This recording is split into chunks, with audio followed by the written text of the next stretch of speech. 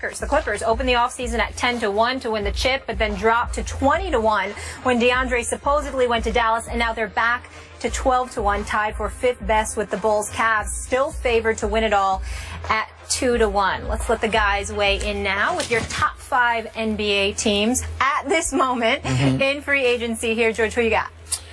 I'm going to take a page out of Denny Green's playbook and say, with the Spurs, if you want to crown them, then you crown them. It was hard, though. I am a Warriors guy. I have been a guy who defended the Warriors for a long time in that style of basketball, so I'm happy that they won the championship. Skip is smiling right now. And I do think that if there is one team that can knock off the Spurs, it would be the Golden State Warriors, because the 3-ball is the big equalizer there.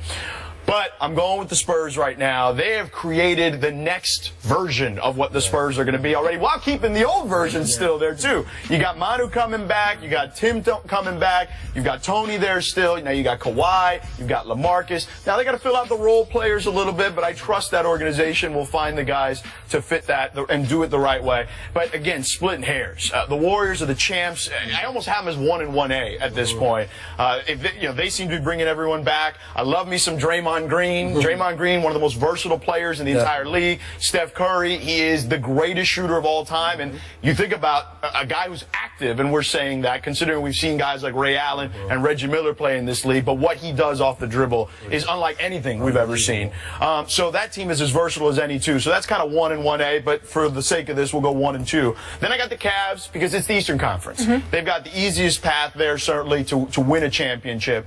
And they're loaded still. Yeah, they retained everybody. Right. They've got the best player on the planet in LeBron James. I still think he's going to be that guy for the next couple of years, though. Anthony Davis is chasing him. Anthony Davis will be that next guy in a couple of years. But they got LeBron. They bring their guys back. They should be healthy with Love and Kyrie. We'll see how the chemistry, though, fits, because at times it was up and down. They still could use another shooter, I think, but overall they're the strongest team in the Eastern Conference. Then I got more West teams.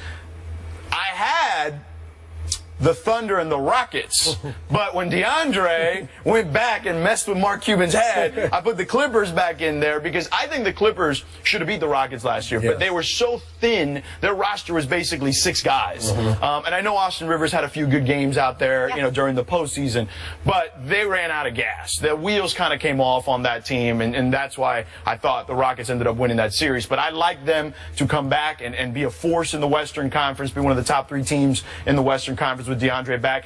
And look, I got to give love to the Thunder. I know it's a big if, but if they're healthy, I think they can win a championship. Any of those teams, I think, can win the championship, obviously. But you got 2 of the best 5 or 6 players in the NBA on one roster.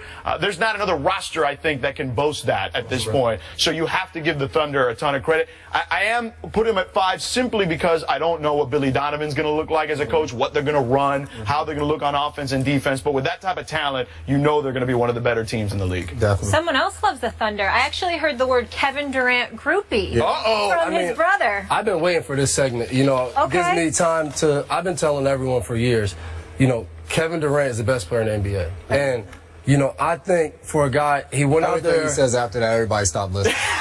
He went out there. They changed the channel? He went out there with LeBron fully healthy and won the MVP award. And then probably would have came back and won another MVP award if it wasn't for being injured. And then now, but since he was injured, you get a guy that steps in and, at some parts during the season, if he doesn't get hurt early in the season, Russell Westbrook had a good chance to be the MVP this year. So you take that team and finally having a low post guy like Cancer who can score, He's a restricted free agent. Yeah, got to re-sign him. Hopefully no one poaches him and we can keep him. And then now Ibaka's getting better. You went we. Yeah, that's a slide right there. You grew up in Jersey and you went we. Celtics fans. You can't root for the Knicks, man. No, you can't root for the Knicks. Knicks. Like the Celtics. Yeah, I mean, I'm Thunder and I root for the Celtics. Yeah. But then, like you said, I got the Warriors in there simply because at the number 2 seed, they're coming off a championship. Yeah. They brought a lot of guys back. They brought all the key guys back.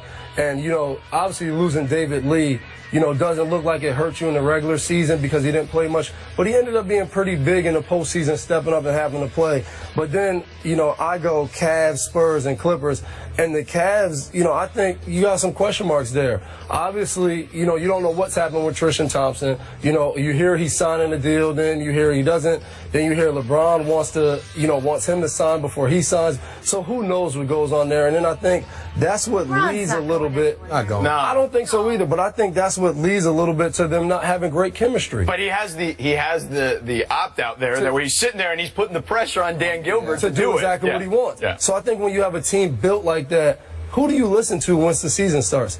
Am I listening to the star player / head coach / GM / owner you know, who am I listening to here? And I think that hurts them, you know. And then I went Spurs because I do think the Spurs, you know, you have a great core group of guys, and then you add, you know, David West and Aldridge. I forgot David West. You know, and David West is a veteran who's going to bring even more leadership. That's another guy you can count on. And I think a big pickup for them might be Ray McCollum coming from the Kings, who's a young guy. Every summer league he's played and he's dominated. And I think, you know, sometimes you get on a team like the Kings where it's a lot of young guys, it's not winning. You're just out there playing. And I think he's beginning a system with San Antonio where he's a great shooter. And the reserves always play well there. Yeah. I think he has a chance to blossom there. And then obviously with DeAndre Jordan going back, you have to put the Clippers in there. You know, obviously the open round against the Spurs could have went either way with them winning that. But like you said, there's no way they should have really lost the series up 3-1. But you know, fatigue comes into effect. We saw that in the finals with LeBron. You know, you can't go out there and dominate and play all those minutes every night in a long series. So, but like you said, any of these 5 teams can win. Obviously, I think the Thunder have the best chance of winning if staying healthy, but any of those teams can win it. Now, you want to out him more on the Kevin Durant relationship? Yeah, obviously, he's wrong. You know, one of his teammates is friends with, I think, Durant's friend, and we're literally at the after party at the Super Bowl, and he's in the corner FaceTiming Kevin Durant. It's like that? I mean, You're taking screenshots he has of the the biggest FaceTime? smile on his face. And there's just two guys that play on great teams, great organizations. Just congratulate and, you know, gave them good luck going into the season. So no big deal. Did you don't send him get some that. emojis on the text? No, emojis are huge though. That's not just I'm an emoji guy, but You are. no emojis. That's a whole nother debate. Yeah, Men and like, emojis, yeah. whole nother No, thing. there's some manly emojis out there. There are, Yes. really. I don't You know know, about the emoji I debate debated on emojis, yesterday. and eventually I caved Are on you emojis. an emoji guy? I caved in recently. I wasn't, but I caved There's some pickup You're line an emoji emojis. guy? Yeah, you can you know really get a girl over text message Really? with some key emojis. You definitely Let's get into Jason's picks though. We'll discuss the emoji game later. Yeah, we'll leave that for later. You know, I started out with the Warriors, you know, a team that won the NBA championship, and they have the whole team back. You know, Steph Curry's only getting better now that he's been healthy the last few seasons. You still have a guy like Klay Thompson, where they're probably the best backcourt in the entire league. You have basically the best point guard from last year, and then you can say Klay Thompson's the top 3 of the shooting guards with himself, James Harden, and Jimmy Butler. So a backcourt like that with a guy like Draymond Green, who put up triple-doubles throughout the playoffs, like that's hard to beat. You know, a guy like Harrison Barnes struggled a little bit in the finals, but he's a key piece for them that probably when his deal is up, he may go sign a big deal elsewhere, but they still have all of those guys intact and still have a guy like Bogut too playing center, a big guy down low. So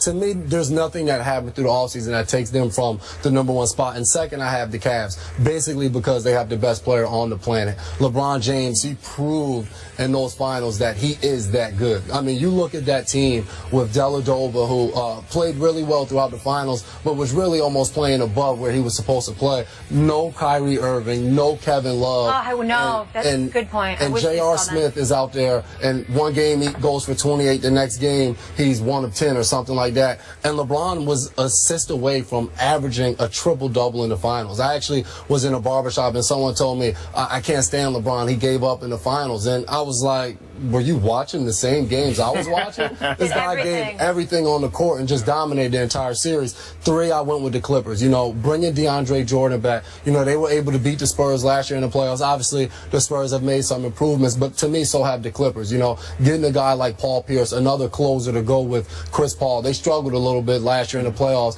coming down to those last shots. If CP wasn't able to get the shot up, Blake struggled a little bit where he'd be just tremendous through the first 3 quarters and struggled a little bit in the fourth. You know, that is Paul Pierce, the truth. The fourth quarter is where he comes alive. We were talking about it earlier. You know, this past year in Washington, his minutes were kind of held back throughout the regular season. Then you turn on the playoffs and he's hitting game winner after game winner, whether it was before the buzzer or after, you know. So that's just what he does. And, you know, so then after that, I have the Spurs at 4 because of the moves they've made in the offseason with Aldridge. And it's gonna be fun to watch a rotation of Aldridge, Tim Duncan, and David West. So that'll be very exciting. Then don't forget Splitter.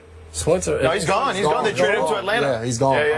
Yeah. And 5th, I have the Grizzlies. You know, bringing Marc Gasol back, who's one of the best centers, in the league. Him, DeMarcus Cousins, all of those guys are up there. I have them at 5th. You know, they were able to go get Matt Barnes, who's going to be another big pickup for them, a guy that can make an open 3-ball and plays excellent on the wing for defense. And you still have Zach Randolph. They're probably the best duo. Maybe now that the Spurs have Aldridge and Duncan, it may change a little bit. And before he gets to it, OKC did not make my top 5. Was OKC in the playoffs? Would OKC have won if Irving and Love were playing? Cleveland. Yes, excuse me. Would Cleveland have won? It's hard to say, but I believe so. You know, you look at that. They were able to win 2 games in that game, and obviously Steph Curry didn't play at his best. I think Harrison Barnes was like 0 of 8 in a game, so they had some off games. But credit Cleveland's defense for that too. Dellavedova did an awesome job guarding Steph Curry, and people say, well, he got exposed. Fell off, though. And you know, I think less than him falling off, Steph Curry just started to make his shots. You know, Dellavedova did all he could to be annoying. And you look at Iguodala, who played excellent defense on LeBron that entire series, and he still averaged over 30 points. I mean, he took a lot of shots, but still, you can play great defense on these on the superstar players, but when they're making shots, there's nothing you can do about it. You watch Kobe Bryant for years take tough fadeaways at the buzzer, Dwayne Wade, all of these guys. Doesn't matter what type of defense you're playing. When they're in the zone, they're in the zone. So I think with the guy, I mean, you look at game 1 where Kyrie Irving was still hampered. He scored 22 points. So, I mean, if you have him the entire series and you add a guy like Love, they struggled in the beginning of the season, but Cleveland was starting to build chemistry going into those playoffs, and they were playing well before Love got hurt. I don't think they win the series, though. I think when you play 7 games, the better team usually wins the series. And I think from top to bottom, Golden State was the better. Because even with Love and Kyrie out there, you still so 2 years ago, you're going to tell me Miami was the better team than the Spurs, just overall? Yes, I think so. They were pretty even, though. Yeah. When Ray Allen hit the shot, you're saying? Yeah, they were pretty even, I thought. And I thought that's what this Cleveland team missed, a guy like Ray Allen. You didn't have the guy that can knock down. Even with Kyrie out there, you know, only time you had a really good 3-point shooter is if Kyrie was out there and LeBron had the ball. But, you know, J.R. Smith and Shumpert, they struggled, and they took open shots. It's not like it would have been different, so I don't know. I'm with you. I think what ends up happening is defensively they were actually much better because Kyrie and Love are not necessarily great defensive players. They were much better, and you know the Warriors struggled a bit with a defensive team like that with Memphis early, and they came back in a very similar fashion. I think if Love and Kyrie are in there, you're almost playing into the Warriors' hands because they're going to want to play at a faster tempo, and that's exactly what the Warriors want to do. That's a good point. All right, so those are our top 5 NBA teams. How about top 5 receivers? Giving you guys nightmares there. Dez, Megatron, Antonio, ODB, Jordy. Who is the best receiver in the NFL? Our NFL experts will give you their top 5 when we come back.